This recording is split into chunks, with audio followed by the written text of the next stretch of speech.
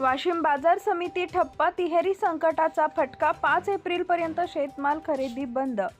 वाशिम कृषी उत्पन्न बाजार समितीत सध्या व्यवहार पूर्णपणे ठप्प झालेत। सण उत्सवांची मालिका, आर्थिक वर्ष अखेरची लगबग आणि तीव्र नाणे टंचाई या तिहेरी कारणामुळे हा मोठा निर्णय घेण्यात आला आहे। बाजार समिती प्रशासनाच्या माहितीनुसार रमजान ईद, शासकीय सुट्ट्या आणि मार्च अखेरमुळे बँक व्यवहारांवर मोठा परिणाम झालाय।